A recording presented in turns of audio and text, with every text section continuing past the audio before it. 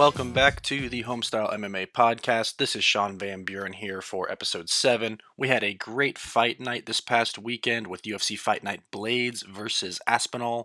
Please go follow at the Homestyle MMA Podcast on Instagram, Facebook, and YouTube, and at HomestyleMMAPod on Twitter. The podcast website is hosted on Podbean. You can type in the HomestyleMMAPodcast.podbean.com for additional information and all of the available listening locations for the podcast. Let's dive into the UFC Fight Night Blaydes versus Aspinall fight card. The O2 Arena in London delivered a phenomenal environment for watching fights as always. I feel like they always deliver when we get to witness some fights in London. This fight was a tale of two cards though. The prelim fights were heavy on the decisions, the main card fights were heavy on the finishes. So the fans kind of lost interest a little bit towards the end of the prelims, and then they were reeled back in with Molly McCann and Paddy Pimblett doing their thing in England. One thing that the prelims and main card shared was that a lot of the favorites had their hands raised.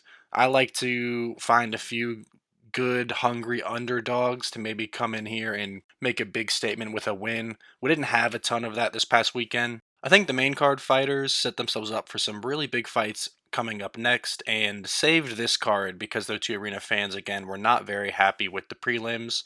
Unfortunately for the fans and fighters, we had an odd ending to the main event fight for the second week in a row with the completion of Blaydes versus Aspinall. We'll touch on what that means for the division later on in the podcast, and with that, let's dive into the prelims. Wait! New segment alert! I am a huge fan of Bruce Buffer myself. I think he's a very great guy. He's great for the sport of MMA, particularly great for the UFC. So we're going to do a Bruce Buffer suit watch. This past weekend, Octagon announcer Bruce Buffer dressed in one of his best suits like he always does. Always looks very clean, always very professional in the Octagon. So I just want to show some love to Bruce each week. For this fight card, he wore black pants with a nice gray and black floral design suit jacket with the black shirt underneath. Very clean look, very professional look, and Bruce got our night going with his legendary fighter introductions.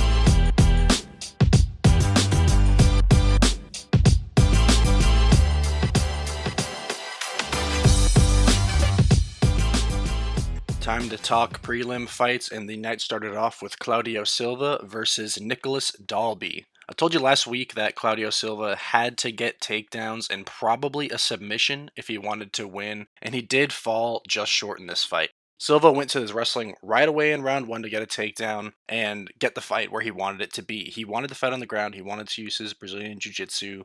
He is a very credentialed Jiu-Jitsu fighter. He quickly moved into a dominant position on top in full mount. It was actually looking really good for Claudio Silva in that first round because Nicholas Dalby struggled on the bottom. He tried to use a lot of big energy, large movements to try to explode out of the positions instead of using technique. So maybe spend a little bit more time, Nicholas Dalby, working on jiu-jitsu transitions on the bottom because those are big energy expenditures, and they were also unsuccessful because Claudio Silva was able to flow with the big movements, maintain top control, and win round 1. Unfortunately for Silva, that was the only round he won, and that was also pretty much the only chance he had at a submission in this fight. He did duck under a left hook and get an easy takedown to start round 2, and he quickly moved to back control. So one thing Silva did very well is he would get the takedown and immediately move towards whatever position he wanted to go for, but while working on the rear naked choke once he got to the back, he didn't maintain tight control of Nicholas Dalby's body, and Dalby actually was able to turn into Silva and reverse the position and end up on top. Dalby won a few exchanges on the feet. Pretty much every time the fight did stay standing, and it was clear that Silva had to fight on the ground to get a win. In round 2, Claudio Silva was visibly tired, and his gas tank had emptied. So all of that hard work he put in round 1 to get the takedowns, to get to the positions, to have a chance at getting those submissions, really sapped his energy, and he started fighting very slow, and his hands were down. It became kind of clear that he was no longer fighting to win, per se. He was fighting to not get finished, and Dalby easily took over the fight as it moved forward, and he got the decision win. Mandy Bohm versus Victoria Leonardo. This fight was a little bit frustrating for me to watch. We had Mandy Bohm in the Homestyle Perfect Plate Parlay with her massive reach advantage. I thought she would be able to keep her distance, point fight Leonardo, and really give her no chance at getting inside. That's not how this fight played out at all. Mandy needs to put some work in on using her height and reach advantages to keep the other fighter away and to score those points points from a distance. Victoria Leonardo had a great game plan to get inside Mandy's reach. What she would do is she would throw multiple strike combos while moving forward. She maintained forward movement for the majority of this fight, and it made it very hard for Mandy to keep her distance. Victoria would throw 3 or 4 punches, get hit with one in return, but by the end of the exchange, she would then be within her own punching distance, and she was able to land herself. Once on the inside, tight with Mandy Bohm, she also used the clinch along the cage to neutralize the reach of Mandy, and she really just had a phenomenal game plan. She knew how to get inside that reach of Mandy Bohm. Mandy did not the best job with her movement and not the best job keeping Victoria Leonardo away. I did think this fight was closer than the 30-27 judge scorecards, giving the win to Victoria Leonardo. I gave Leonardo round 1 with the takedown to end that round. I gave round 2 to Mandy Bohm because she did land some very damaging strikes in the tie clinch with her knees in that round, and I think that those are the most significant strikes of the fight, so I did give her round 2, and then I leaned Victoria Leonardo in round 3 due to her aggression and control time in that round. Victoria kind of made sure to do maybe one little thing better than Mandy in each round, whether it was a takedown, clinch control time, or volume striking. And I noticed that kind of just gave her the edge in most positions because Mandy wasn't able to keep Victoria off of her. I also noticed something a little odd with Mandy Bohm's stance. From what we typically see in MMA, I noticed that she stood a little bit more sideways compared to being, squared up to the fighter that you're facing. By standing so far sideways, it actually left her front leg very available for most of the fight for any kind of single leg takedown. Now, Victoria didn't necessarily take advantage of that often, but other fighters in the future will. Go take another look at this fight. Check out Mandy Bohm's stance. Mandy Bohm needs to make some slight adjustments to her stance because a strong wrestler will take advantage of that position. Mandy Bohm, like I said, was on our Homestyle Perfect Plate Parlay, and it was officially busted early. On the flip side, Jai Herbert versus Kyle Nelson. Jai Herbert did a great job controlling the distance to utilize his 6-inch reach advantage. Kyle Nelson fought pretty smart. He was using kicks to score points while he was on the outside of his punching range because of that reach disadvantage. But while fighting on the outside and realizing he couldn't quite land with his punches, he realized that Jai Herbert was still in his kicking range, so Kyle Nelson did shoot those kicks as often as he could while he was fighting from the outside. He also shot a few takedowns to try to get this fight in tight to neutralize the reach advantage. While Kyle Nelson didn't finish any takedowns, he was able to keep the fight in tight against the fence in the clinch. So overall, I think Kyle Nelson did a good job from a game plan standpoint. He knew what he needed to try to do to get inside with Jai Herbert, but Jai Herbert was just a little too good on Saturday night for it to make a difference. His reach allowed him to throw more volume strikes when they were fighting at a distance, and even when it got in tight with clinch against the cage, he was actually able to put out even more tie clinch activity in the later rounds and was even able to get some control time by reversing the position. I had Jai Herbert losing round 1, but then he came out in round 2 much more light on his feet and he was bouncing around a lot more. That was a key adjustment in this fight. Like I mentioned, Kyle Nelson early was going for leg kicks, he was going for takedowns, he was trying to get control. By staying light on his feet, moving around, it was a much harder moving target for Kyle Nelson to go after. Kyle Nelson we also saw start to fade in rounds 2 and 3 as he was running out of energy faster than Jai Herbert. So that movement made it that much harder because Kyle Nelson had to kind of chase for the rest of the fight. Smart adjustment from Jai Herbert after round 1 to win rounds 2 and 3 by using more efficient movement to maintain his distance and keep Kyle Nelson off of him. Both fighters needed a win to stay alive in the UFC, and unfortunately we'll have to see what the UFC wants to do with Kyle Nelson because he's now lost 4 of his last 5 fights. Muhammad Mokaev versus Charles Johnson. Muhammad Mokaev made me eat my words, I suppose, from last week's episode. Any fighter that can land 12 takedowns and attempt 26 in 3 rounds is very clearly the real deal. I didn't quite know what to think of him because his first UFC fight was so short, but clearly the fans knew because they made him a massive favorite in this one. His cardio was incredible, and not that I thought he was bad. Like I said, I just didn't know what to expect from him. I just didn't think that he should be such a large favorite over Charles Johnson. For the flip side with Muhammad Mokaev, what did he really do with the wrestling besides takedowns and control? Now, the numbers I put out were incredibly impressive, 12 takedowns and 26 attempts, but he finished the fight with only 12 significant strikes and 3 full rounds of action. One thing I would love to see him use in the future is those positive positions, those takedowns, the control against the cage, getting on the back of the opponent. Use those positive positions to land more damage in his next fight. Make no mistake, Mikhaev dominated this fight. He clearly is a wrestling machine. All I'm saying is that I would like to see him use his striking more with his wrestling or work towards submissions. Just blend in another martial art in order to be a little bit more dominant from a damage standpoint. There was no doubt that Mikhaev won the fight, but I think he does have that room to improve. And that's really a scary thought for the division, and it's not really meant to be offensive to Mikhaev. The guy dominated the fight.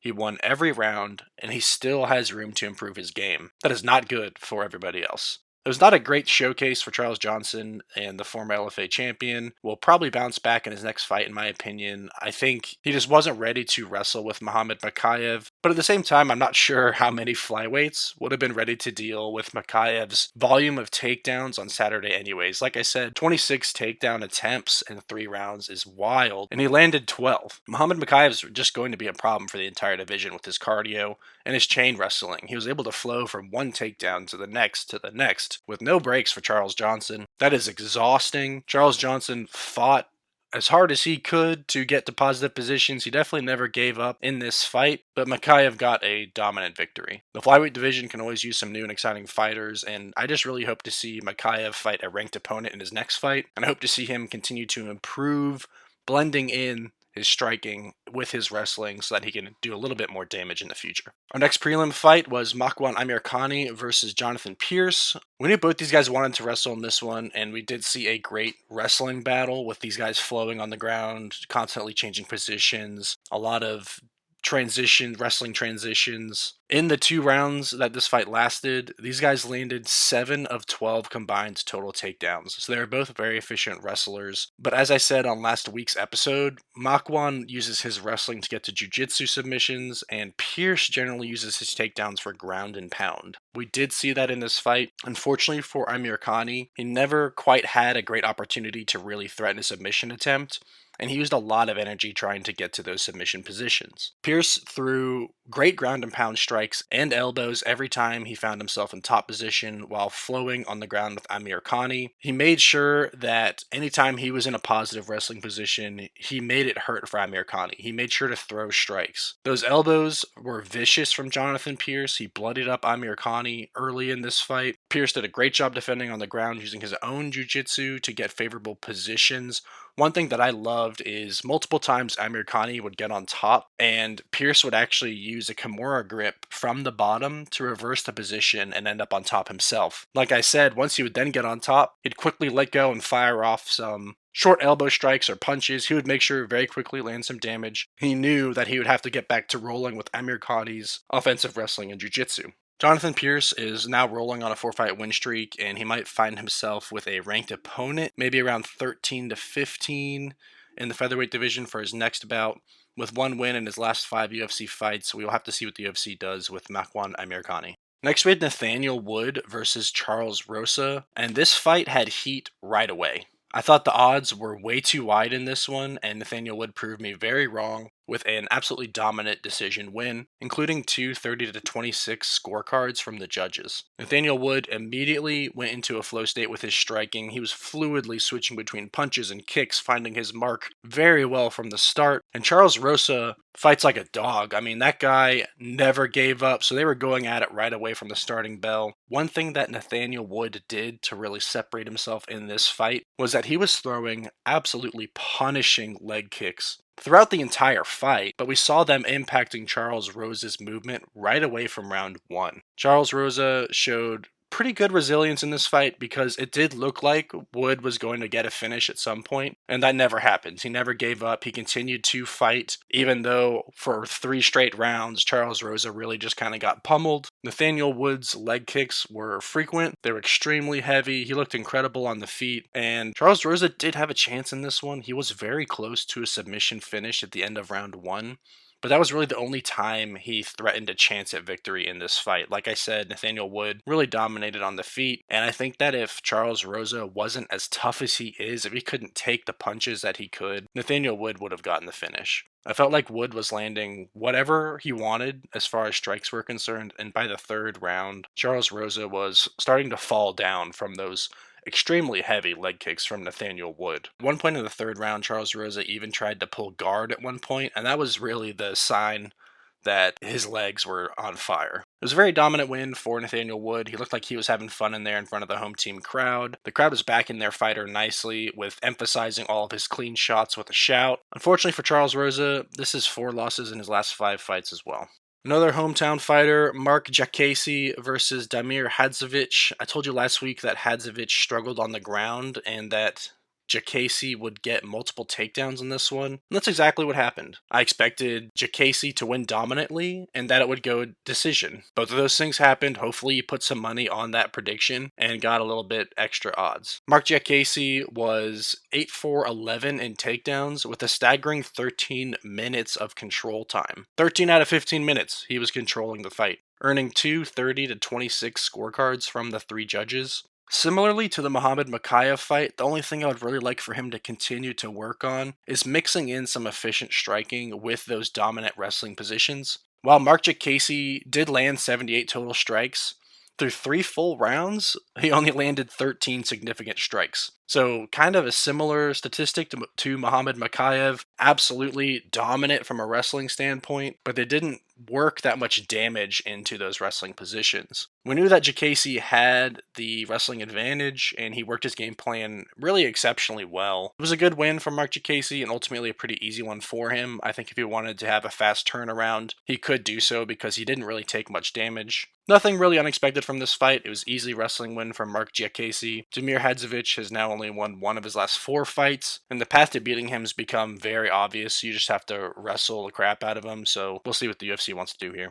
Mason Jones versus Ludovic Klein. This was the fight that was kind of added late to the card. I told you last week that I wanted to see Mason Jones get at least 5 takedowns in this fight, but he only went for 3 and he didn't get any of them. By not being able to get those takedowns, he fell behind pretty early and he ended up losing this fight 30-27 on all 3 judges' scorecards. Both men threw pretty heavy punches and kicks in round 1, but not many combos. It was a lot of one shot, 1 strike, and then kind of watching their work as opposed to 3 or 4 strike combos. I think either fighter could have really benefited from throwing some combos early on in this fight. Klein did throw a pretty cool looking jumping switch kick that went viral on social media a little bit, but it actually looked partially blocked to me. Because both fighters were throwing hard, even their blocked strikes were making really loud contact, so the crowd was getting excited. Finally, the crowd was starting to get into this fight card, and the energy really needed to start to be lifted heading into the main card fights. In round 2, clearly, Klein knew what I was thinking because he came out with the necessary adjustments and started to throw combinations. At the end of a nice flurry of punches, Klein dropped Mason Jones with a nice right hook that caught Jones just behind the ear. It was the most significant shot of the fight, and I thought the matchup was actually pretty evenly matched, but Klein edged out Mason just barely in each round to get that 30-27 dominant victory. On my scorecard and how I saw it, Klein won round 1 with higher volume striking. He then won round 2 with that heavy knockdown with the right hook. And then he won round 3 with being able to control the more exhausted Mason Jones. It showed he was a pretty well-rounded fighter. He knew he had to do something better each round in order to win the rounds, and that's what he did. I thought the prelims ended on a pretty good note because the fight was closer than the 30-27 scorecards would suggest, because each round was actually pretty close and separated by just a few actions within those rounds. The London crowd was growing anxious as 7 of the 8 prelim fights ended by decision, and they needed the main card to bring them back in. Let's go ahead and dive into the main card.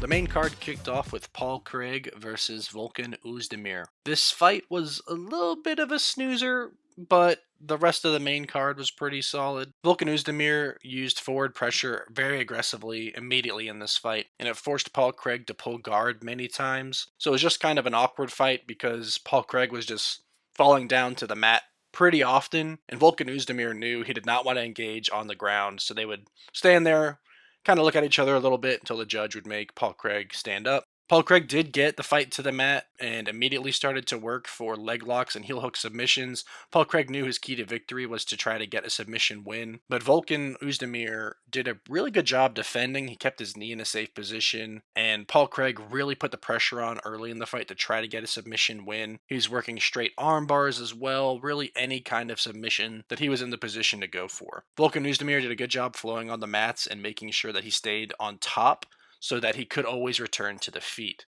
Oezdemir did a fantastic job defending. He was making sure that he could stand up whenever he wanted to. He'd land some shots whenever Craig would drop down into guard or go for a takedown. He wanted to make sure that he could hurt Paul Craig when Paul Craig would start working for a submission. He wanted Craig to realize, if you're going to go for the submission, I'm going to make it hurt just a little bit. Volkan won rounds 1 and 2 on my card with his damage and round 3 with his volume striking.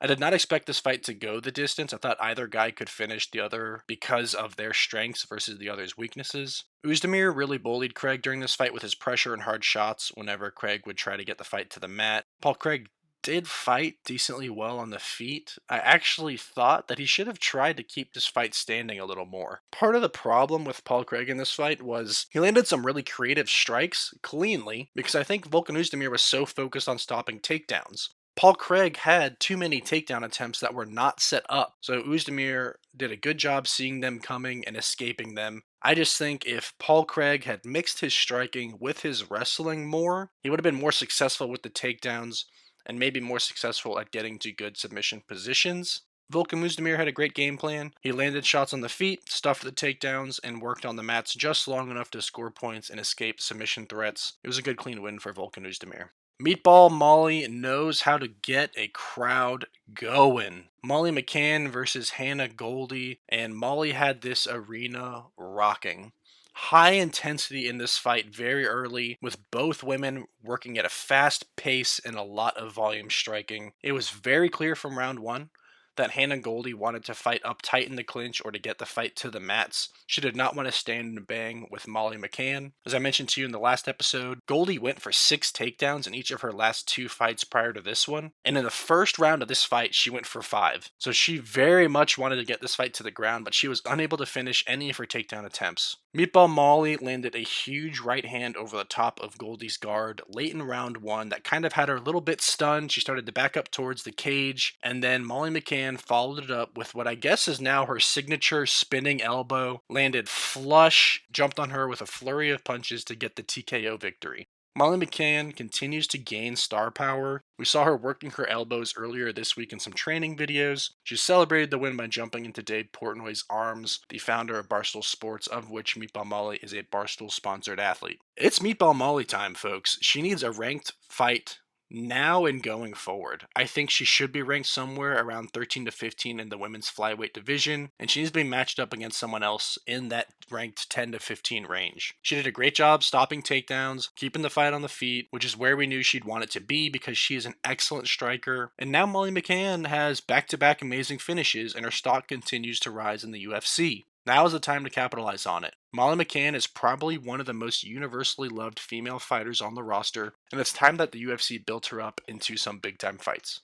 Our next main card fight was kind of sad to watch. We had Nikita Krylov versus Alexander Gustafsson. I think all of us fight fans were excited to see Alexander Gustafsson return to the light heavyweight division, and he got cracked by Krylov early. This isn't uncommon for Nikita Krylov. He likes to start fast and get very quick knockouts literally within a few minutes of his fights, and he used that same strategy against Alexander Gustafsson. He wanted to finish right away. His pressure was relentless. Nikita Krylov threw constant strikes, constant pressure. He didn't let Alexander Gustafsson get one moment to relax in this fight. Nikita Krylov got it done. He finished this fight in the first round and just dominated Alexander Gustafsson. You hate to see this loss for Gustafsson, but it was a great win for Nikita Krylov. This fight was so one-sided and quick, there's not a ton to talk about here. Nikita Krylov just dominated. He never let Gustafsson have a chance in this fight. There was no point from when the starting bell rang that Alexander Gustafsson wasn't in trouble until it ended, and it was a near flawless performance for Nikita Krylov. He clearly game planned to attack right away, swarm Gustafsson, and he executed that game plan perfectly. I wouldn't mind seeing Nikita Krylov versus Paul Craig next if they wanted to set that up. Nikita Krylov also finished this fight taking essentially no damage, so he could fight very quickly if they could find him a better matchup against someone maybe in the top 10. One intriguing matchup would be to put him up against Dominic Reyes. Reyes hasn't fought in quite some time, but he still holds a top 10 light heavyweight ranking. Krylov did call out Volkan Oezdemir in his post-fight interview, and that would make some sense as well. It just depends on how much weight the UFC wants to put in this victory over Alexander Gustafsson, who hasn't fought in the light heavyweight division since 2019, and this was his first fight since July of 2020. On the flip side, not really sure what we do with Alexander Gustafsson now, because I did think that this was a smart comeback fight for the UFC to set up for him. Krylov was a ranked guy who maybe didn't have as much momentum built behind him by the fight fans, so Gustafsson returning to the division with a win was what the fight fans were cheering for. Even though Alexander was the underdog, I do know a lot of people were hoping that he would win against Nikita Krylov. I personally hope that this was not Gustafsson's last fight. I'm thinking maybe we do one more where we set up a legend-style light heavyweight fight with a send-off fight against either Ovince St. Preux or Mauricio Shogun Rua. Neither one, I'm not saying either one would be an easy fight, but they would give him a chance to win on the way out. Either way, good win for Nikita Krylov. I'm just not sure it got him that much closer to a title shot.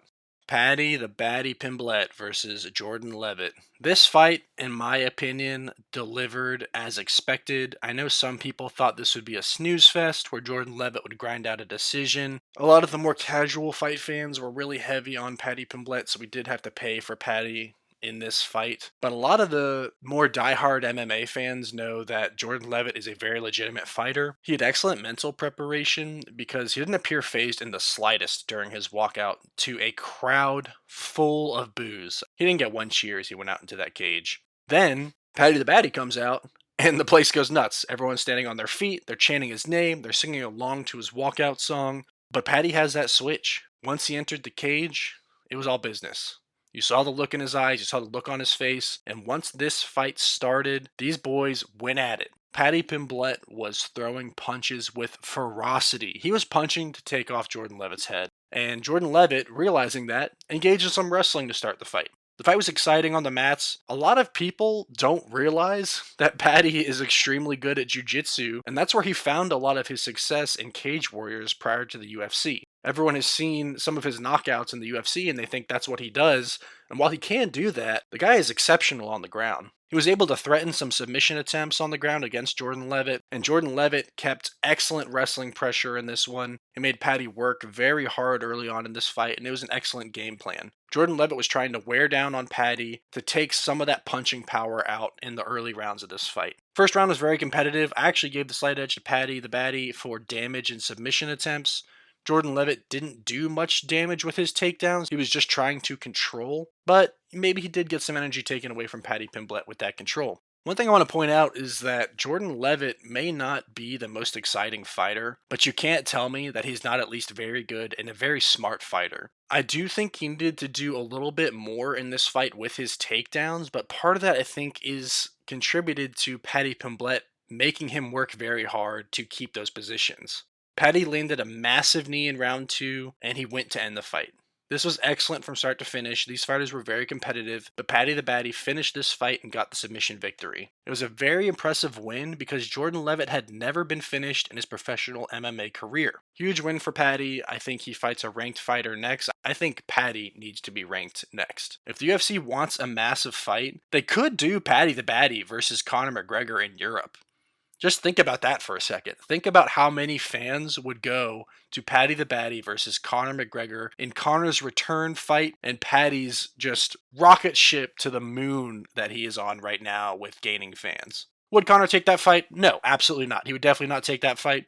Would it be awesome for the fans? Yes, it absolutely would. It could be a passing of the torch situation if Paddy won, and the UFC could really lean into Paddy the Baddy and turn him into their new cash cow. And if it was a win for Conor, it brings him back into his winning ways against, like I said, Paddy should be ranked, so it'd be a ranked guy. Another few options I could see for Paddy the Baddy would be to put him in there against a Tony Ferguson or a Dan Hooker, kind of a mid-tier ranked lightweight right now. Those are probably more realistic matchups because McGregor is likely not coming back to a fight that isn't a title fight or a fight that puts him one step away from a title fight. The only last thing I wanted to add about this fight was Paddy's post-fight interview message to all the fans out there. Paddy talked about getting rid of the stigma that men can't talk about their emotions when they're hurting or they're struggling. He unfortunately mentioned that one of his friends committed suicide the Friday before the fight.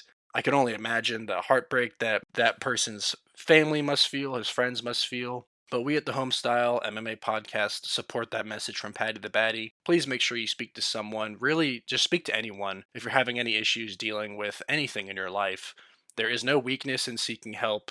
In fact, I think it is a very strong move. So make sure if you're having any problems, find someone to talk to. My thoughts and prayers are with those impacted by Paddy's words in his post-fight interview. Last fight before we had our main event was Jack Hermansson versus Chris Curtis. This fight went how I kind of predicted it. I said Jack Hermansson would win by decision, and that is exactly what happened. Chris Curtis, I think, is a great fighter. He throws very hard, but he sits down through his legs and his feet to throw those really hard punches. So it was a kind of a tale of two different styles because Jack Hermansson was very light on his feet. He kept himself moving. He was bobbing in and out, side to side. And the first round, these guys were just kind of trying to feel each other out. They were trying to get a read on each other, establish their distance. But Jack landed some really good kicks in round one, particularly low leg calf kicks. And Chris Curtis really wasn't doing a good job checking those early. Round one went to Jack Hermansson on my card. Round one showed that Jack could really slow down Chris Curtis with low leg kicks to the calf. He saw that. I think a lot of us saw that sitting at home, and those low leg kicks just kept on coming into round two and round three. Kicking someone's legs are a great way to take out some of their punching power, which Chris Curtis undoubtedly has. In round two, it was pretty obvious Chris Curtis was getting frustrated with trying to figure out Jack Hermansson. He was kind of just chasing him around the octagon. I think one thing that Chris Curtis could improve on is his movement. I feel like there were a lot of times where Jack was moving a lot in and out, side to side, and Chris Curtis would literally just sit down in his legs and just stand there and literally not move his feet. I think if he worked on his movement a little more, he'd find a little bit more success. Also, by just standing there and kind of sitting down in his stance, it left him wide open for leg kicks. Jack was moving in and out without taking much damage, and when you're sitting heavy on your legs, it makes leg kicks do even more damage. So Jack was really beating up those legs of Chris Curtis. Jack landed some great shots in round two, which actually stumbled back Curtis as well, and Curtis just shelled up and kind of rode out the storm. We entered round three with Jack Hermansson up 2 rounds on my card, and the kicks just kept going in round three. Chris Curtis started following Jack Hermansson around the cage. He needs to work on using efficient movement to cut off the cage. He was doing a lot of chasing. He was just kind of following Jack Hermansson around instead of trying to cut off where he thought Jack Hermansson was going. Don't get me wrong, I do think Chris Curtis is a good fighter with a lot of potential. He's got a great record. He's been around a long time. He might not have been around in the UFC for super long, but he's a good fighter. He's had a really hard time solving the puzzle that is Jack Hermansson. The one thing I do want to put just straight up, Chris Curtis, you're a terrible loser. You lost that fight all 3 rounds in my eyes, and he was extremely disrespectful to Jack Hermansson, giving him the double birds as he was walking out of the cage, mocking him at the end of that fight after just losing 3 rounds. Yes, Chris Curtis did try to backtrack a lot of that on social media a few hours after the fight, and while I did appreciate that, his initial reaction to losing was like a little bit childish. I did expect Jack to win this fight. I didn't expect him to outclass Chris Curtis on the feet, so that's a great sign of improvement for him. 30-27 win for Jack Hermansson to me.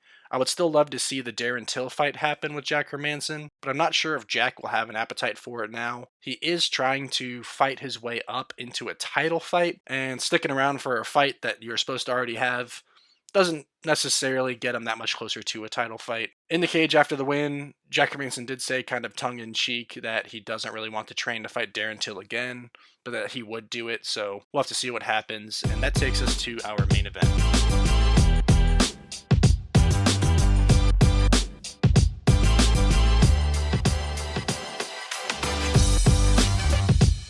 Unfortunately, not not a ton to talk about with our main event this week. This was the second week in a row that the main event ended in an unfortunate manner. Not how Curtis Blaydes wanted to win, obviously not how Tom Aspinall wanted to lose. He appeared to suffer a knee injury when he either kicked Curtis Blaydes with less than 1 minute into the fight, or when he brought that leg back and stepped on it and put weight on it again. Tough to tell when exactly the injury happened, but it was very clear Tom Aspinall was in a ton of pain right away. Curtis Blaydes wanted a dominant win to force his way into a heavyweight title conversation, and unfortunately he probably knows that this win is just not going to cut it. Hopefully Tom Aspinall has a speedy recovery and he can fight someone around 8 to 12 in the heavyweight rankings when he returns. It seems like this could be a long rehab, so hopefully he's able to fight another ranked opponent when he gets back because he is an excellent fighter. For Curtis Blaydes, I think you match him up with another top 5 guy as soon as possible. Blaydes had a beer with Tom after their fight, and they posted that on social media. You can tell that these are simply just two very good people, so it was really sad to see the fight end in this manner, because I think that a lot of people respect Curtis Blaydes, and a lot of people are excited about Tom Aspinall, so these guys,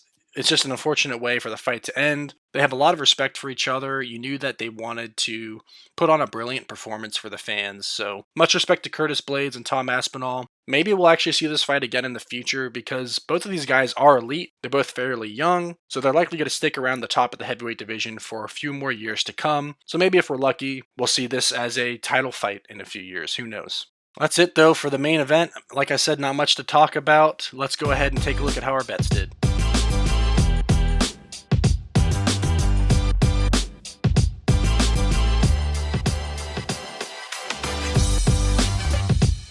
So this entire fight card was pretty heavily dominated by chalk fighters winning, and we like to look for underdogs because betting chalk is no fun. That's not what we're here to do on the podcast. I'm sure that a lot of fans maybe don't love that, but a lot of them do. We're trying to chase those guys who might get the win when it really looks like they shouldn't. Almost every fighter favored to win on this whole fight card got the win, and that set us up for a not great night of gambling. Outside of Gustafsson, the underdogs that we took had at least one chance in their fight to get the win. They were in a position to hit a submission maybe, or landed a good punch that maybe stumbled the guy, but they were ultimately outpointed by the end of the 3 rounds. Let's quickly run through these betting performances, starting with the prelims. For Claudio Silva versus Nicholas Dalby, we lost Claudio Silva plus 225 by decision. Mandy Bohm versus Victoria Leonardo, we had Mandy Bohm minus 160, lost that one as well. Jai Herbert versus Kyle Nelson got us in the win column with a win, but we had Jai Herbert minus 275. Muhammad Makayev versus Charles Johnson. Like I said, Makayev made me eat my words. We had Charles Johnson as an underdog plus 355. That was a loss by substantial decision.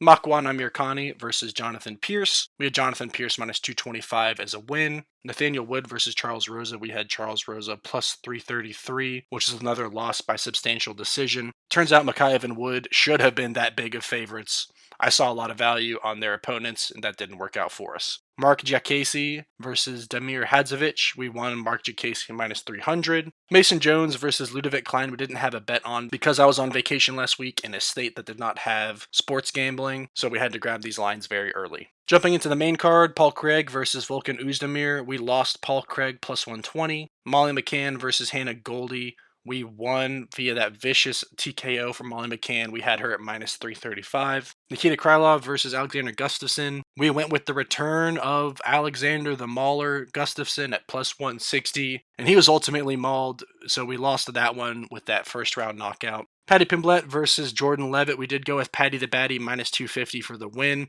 Very impressive first round submission. Jack Hermanson versus Chris Curtis. We had Jack Hermanson plus 111 for a win as an underdog. And the main event, Curtis Blaydes versus Tom Aspinall. We were riding with the hometown Tom Aspinall at minus 225, and that fight ended on the unfortunate, very fast knee injury for Tom Aspinall. We finished the weekend down just over 4 units with another tough weekend. Too much chalk and not the right handful of underdogs. We'll look to bounce back next week. Taking a look at our verdict scorecards, we did get some points for Molly McCann winning. I had her by decision. She got the finish, so we didn't max out points there. Paddy Pimblett won and by submission. We had both of those, but picked the wrong round. We had round 3. We hit Jack Hermanson by decision right on the head, so we got all our points for that one.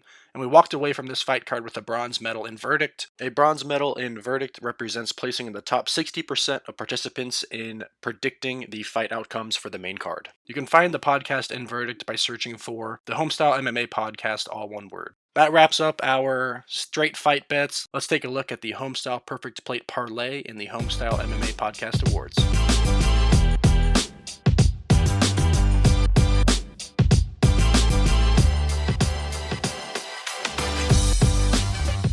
The Homestyle Perfect Plate Parlay had Mandy Bohm, Mark Giacchesi, and Molly McCann at plus 182. We lost that one because Mandy Bohm could not efficiently use her reach advantage here, so this was busted. The Homestyle Perfect Plate Parlay needs a win, and we'll look to find it next weekend. Going into our Homestyle MMA Podcast Awards, there were no early prelims, so we start off with the Mac and Cheese Prelims Performance of the Night. We went with Jonathan Pierce for being the only fighter to get a finish in the prelims. There were some great performances, some great fights in the prelims, but a lot of times the heavy favorite just won via decision, so we went with Jonathan Pierce for his finish. The Chicken and Dumplings main card performance of the night went to Paddy Pimblett for being the first person to finish Jordan Levitt. Just like with PFL format, the Homestyle MMA Podcast likes finishes, and we typically, but not always, give our Performance of the Night awards to guys that end the fight with style. I also want to only do one person per award, so it's a very tough pick between Patty the Batty and Meatball Molly McCann. So shout out Meatball Molly. Very tough pick not going with you, but I ultimately went with Patty the Batty because Jordan Levitt had never been finished. But excellent performance for Meatball Molly. Let's go ahead and wrap up the podcast.